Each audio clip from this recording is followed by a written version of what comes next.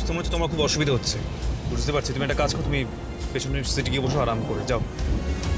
তুমি পারলে একটু গিয়ে ঘুমিয়ে নাও, এই অসুস্থ শরীরে অনেকটা ধকল গেছে, তুমি যাও। না না, আমি এখানে।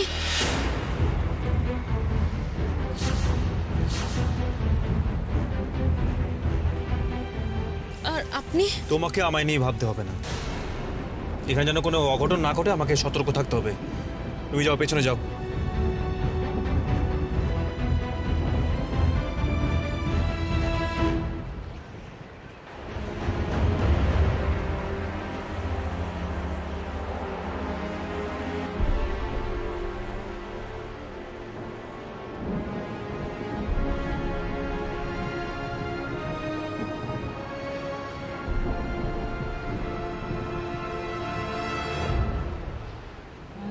ঝড়ের রাতে তোমার অভিসার পরাণ সখা বন্ধু হে আমার, আজি ঝড়ের রাতে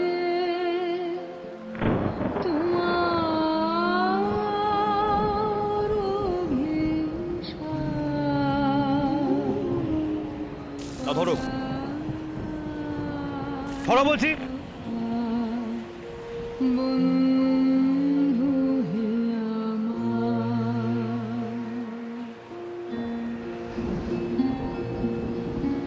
ত্রিজনী,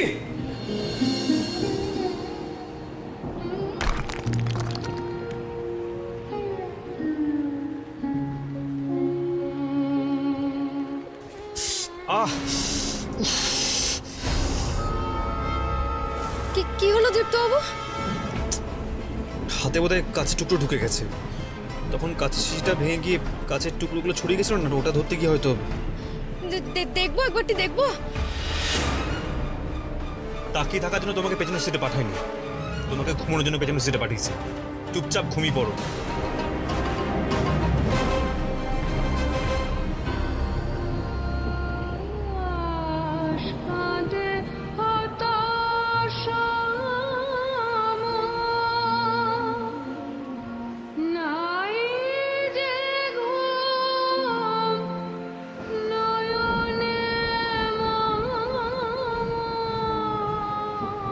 অদ্ভুত মেয়ে তো,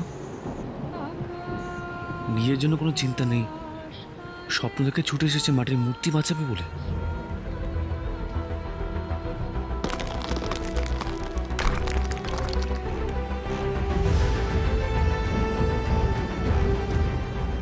কিন্তু কিন্তু ও স্বপ্নটা এমন অক্ষরে অক্ষরে মিলেই বা গেল কি করে? অদ্ভুত কোইন্সিডেন্স।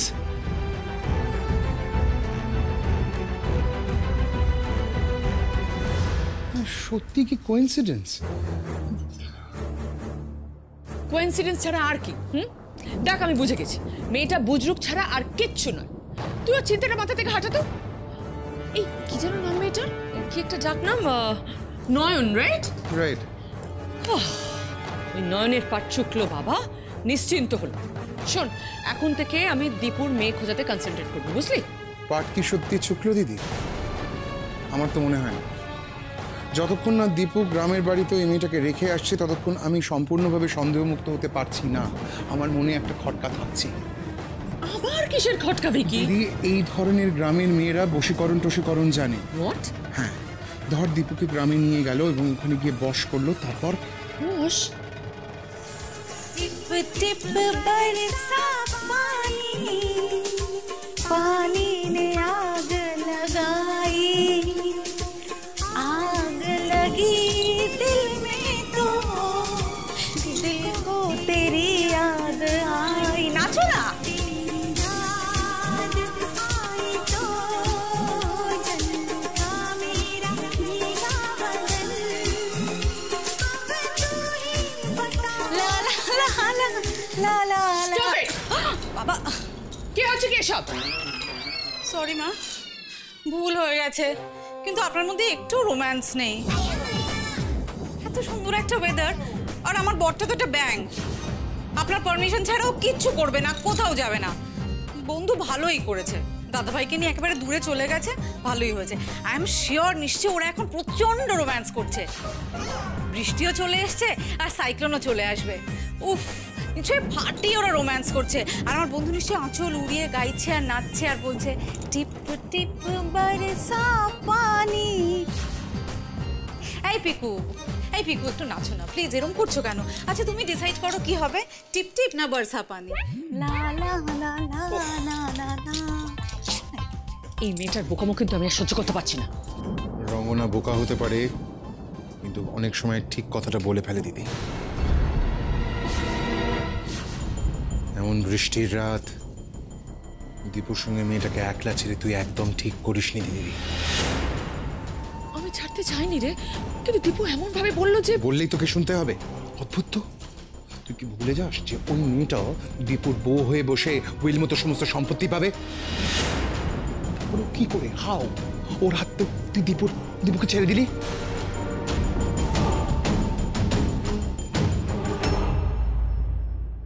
ছোটবেলায় সুধার মা মারা যায়, তারপর থেকে আমি ওর বাবা, আমি ওর মা, নিজে হাতে আমি ওই ছোট্ট মেয়েটাকে মানুষ করেছি। আমি খাইয়ে না দিলে খেত না, গল্প বলে ঘুম পাড়িয়ে না দিলে ঘুমোতো না। ছোটবেলার সেই অভ্যেস বড় হওয়ার পরেও থেকে গিয়েছিল, জানেন তো। আমার সঙ্গে কত গল্প, কত আড্ডা। আমি ছিলাম ওর বেস্ট ফ্রেন্ড। খুঁটিনাটি সব কথা আমাকে বলা চাই। দেখতে দেখতে মেয়েটা আমার কত বড় হয়ে গেল। ওর বিয়ে দিলাম খুব খটা করে, খুব ধুমধাম করে। বিয়ের পর দিনও যখন আমাকে ছেড়ে চলে যাচ্ছে, আমার বুকটা মুচড়ে মুচড়ে উঠছিল, তবু আমি এক ফোঁটা চোখের জল ফেলিনি, পাছে ওর কষ্ট হয়। আমি জানি ওরও খুব কষ্ট হচ্ছিল, কিন্তু জানেন তো ও এক ফোঁটা কাঁদেনি।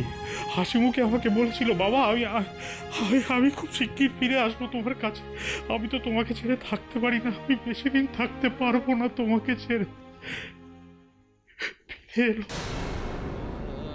ফিরে এলো সুধা। তোর এই ফিরে আসা আমি চাইনি, বিশ্বাস করুন। ফের এইভাবে ফিরে আসা কোনো বাবা চায় না, কোনো বাবা চায় না।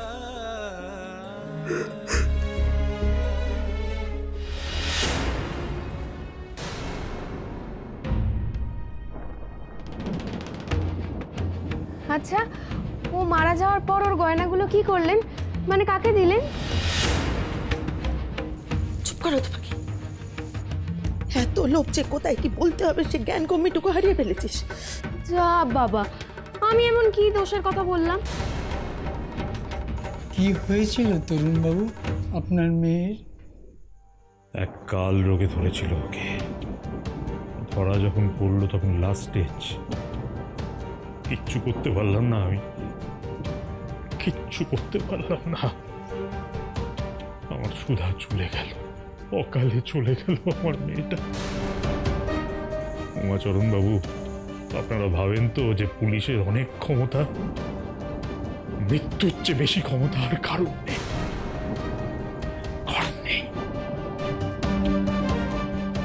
এখন আমি বুঝতে পারছি তরুণ বাবু, আপনি যে নয়নকে নিয়ে ভাবেন সেটা মিথ্যে নয়, তাতে কোনো ভান নেই। সত্যি আপনি নয়নকে নিজের মেয়ের মতো দেখেন, তাই ওর প্রতি মায়ায় জড়িয়ে পড়েছেন, তাই তো? ঠিক বলেছে। আপনার নাতনিকে আমি যতবার দেখি না, বারবার আমার সুধার কথা মনে পড়ে। আর বিশ্বাস করুন, আমার বুকের ভেতরটা কিরকম মুচড়ে ওঠে।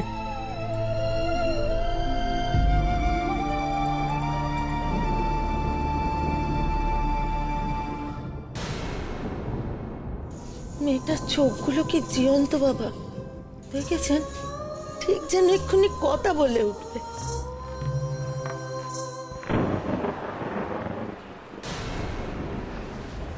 কি এর মধ্যে আবার ওয়াইপারটা কি হলো? ও সামনে তো কিছুই দেখতে পাচ্ছি না। বিপদের পর বিপদ।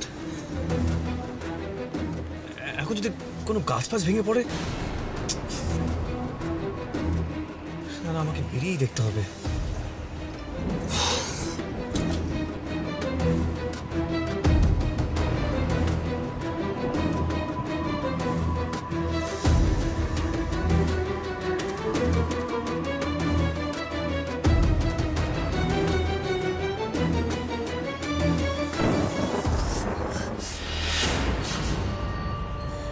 কপালটা ব্যথা করছে কেন আবার মা? আবার কি দেখাবে তুমি? ত্রিনয়নী কে?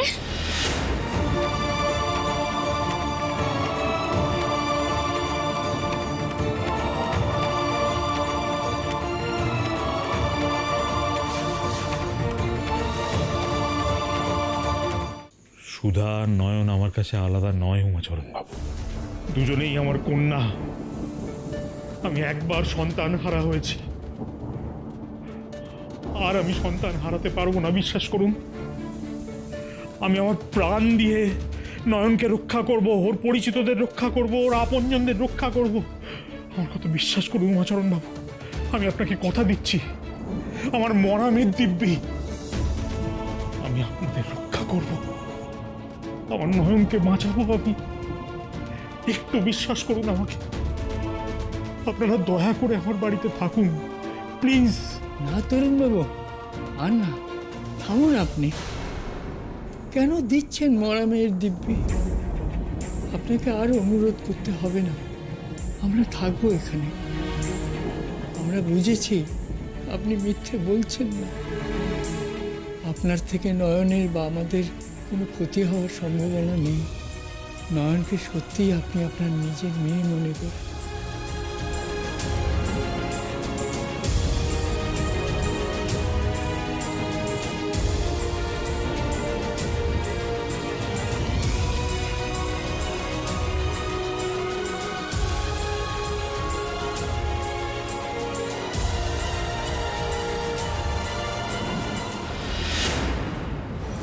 কে কে কে তুমি?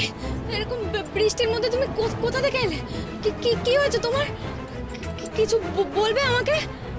আমার কাতর হয়ে চেয়ে আছো কেন গো? কি হয়েছে? পুড়ে যাবে না নয়, চলবে, পড়বে।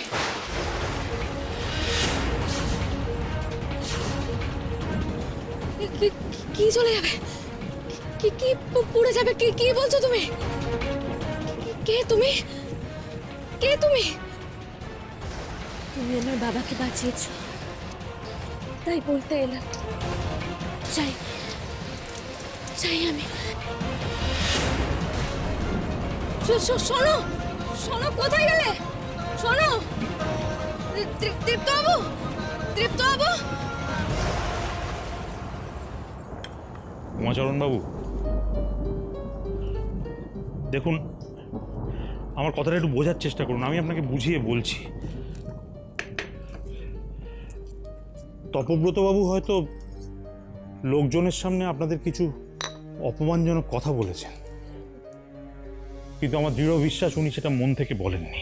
থাক তরুণবাবু, তপব্রতবাবুর হয়ে আপনাকে সাফাই গাইতে হবে না।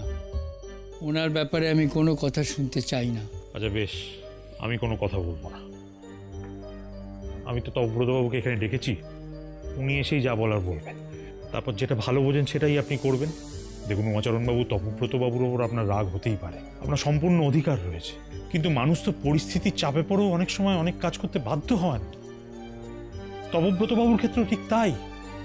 আপনারা কোনো সিদ্ধান্ত নেওয়ার আগে একটু অপেক্ষা করুন তপব্রতবাবুর জন্য, তারপর আপনারা যা করার করবেন।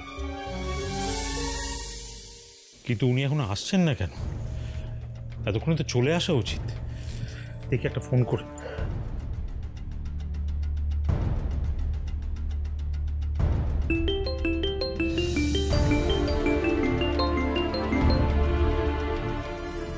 হ্যাঁ তরুণবাবু, আমি আসছি।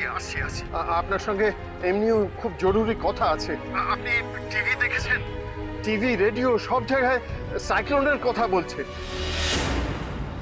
শ্রীনয়নীর কথা আবার সত্যি হয়ে গেল তরুণবাবু, আবার ওর ভবিষ্যৎবাণী সত্যি হয়ে গেল। কি বলছেন কি আপনি? ঠিক আছে ঠিক আছে, আমি আমি এক্ষুনি দেখছি। হ্যাঁ হ্যাঁ আমি দেখছি, আপনি যত তাড়াতাড়ি পারেন চলে আসুন। ওকে ওকে ওকে। কি বললেন বেআই মশাই? হ্যাঁ কি বললেন? গ্রাম বাংলায় আছড়ে পড়েছে প্রবল ঘূর্ণিঝড়, শহরেও শুরু হয়েছে ঝড় বৃষ্টি।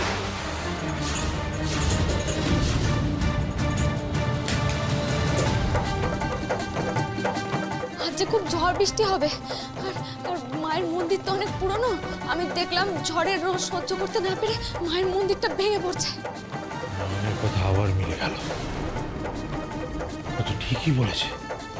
কি বলেছিল আমার নয়? হ্যাঁ কি বলেছিল যেটা মিলে গেল? নয়নের সঙ্গে আমার যখন দেখা হয়েছিল তখন বাইরে কাঠ ফাটা রোদ, রোদের তাপে দাঁড়ানো যাচ্ছিল না। সেই সময় নয়ন আমাকে বলেছিল যে সন্ধেবেলায় প্রবল ঝড় বৃষ্টি হবে আর তাতে মন্দিরের একাংশ ভেঙে পড়বে। মা বিশালাক্ষীকে বাঁচানোর জন্যে নয়ন ছুটে গেছে গ্রামে। ঠিক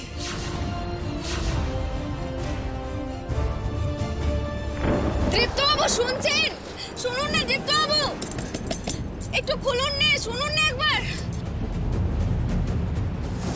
উনি তো কিছুই শুনতে পাচ্ছেন না, কি করি এবার আমি? দীপ্তবাবু একবারটি আসবেন? দীপ্তবাবু, দীপ্তবাবু,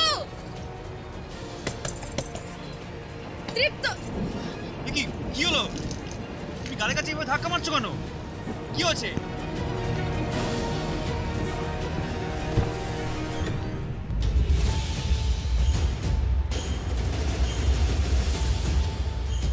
কোথায় তুমি? কোথায় গেলে গো?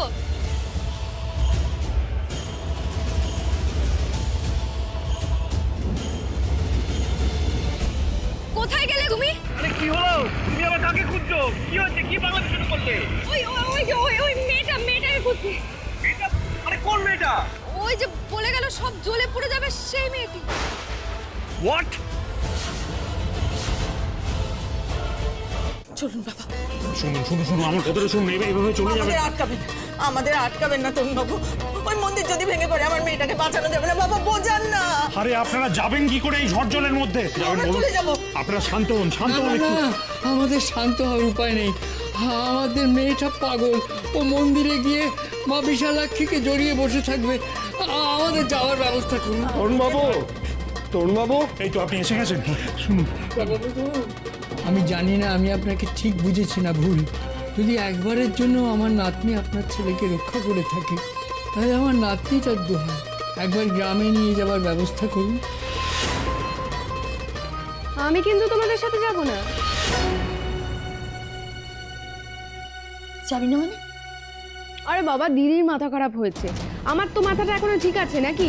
শেষমেশ দেখা গেল এই ঝড় বাদলে দিদিকে বাঁচাতে গিয়ে আমিই পড়ে মরলাম। তখন আত্মসত্ত্বপর মেয়ে তো তুই। হ্যাঁ দিদির এত বড় বিপদের দিনে অদ্ভুত কথা বলো মা। আপনি বাঁচলে তবেই না বাপের নাম। দিদিকে বাঁচাতে গিয়ে আমি কেন বিপদে পড়বো বলো তো? তাতে যদি তুমি আমাকে স্বার্থপর বলো তো আমি স্বার্থপর।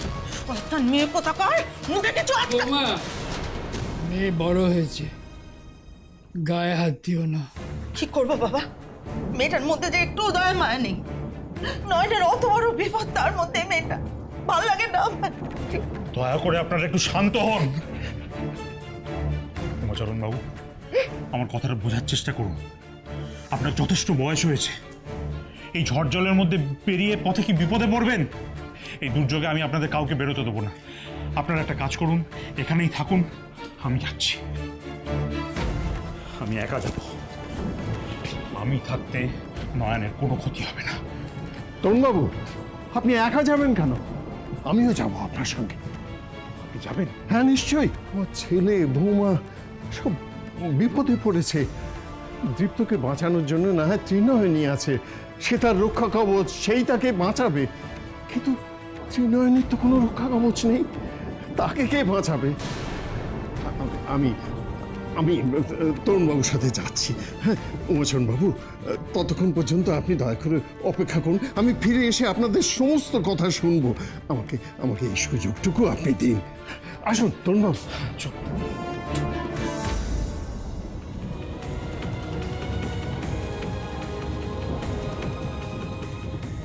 আমি আমার এক মেয়েকে হারিয়েছি, আর এক মেয়েকে আমি কিছুতেই হারাবো না। ওই গ্রামে গিয়ে পৌঁছানো পর্যন্ত তুমি ত্রিনয়নীকে রক্ষা করো ঠাকুর। আমি আসছি।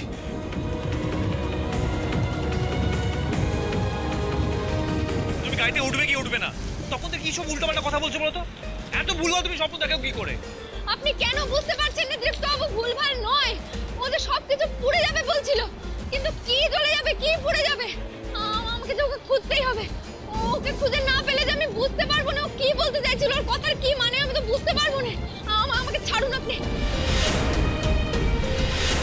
আমাকে জানতেই হবে, ছাড়ুন আমাকে। ও কোথায় গেল আমাকে দেখতে হবে, সেটাই হবে। আরে আরে কোথায় যাচ্ছ? কোথায় গেলে? কোথাও তো দেখতে পাচ্ছি না, কোথায় গেলে তুমি? আচ্ছা মুশকিল তো, এটা নিজের মাথা খারাপ আমারও আরো মাথা খারাপ করে দেবে। কি ওর বাড়ির লোকের কাছে পৌঁছে দেবো?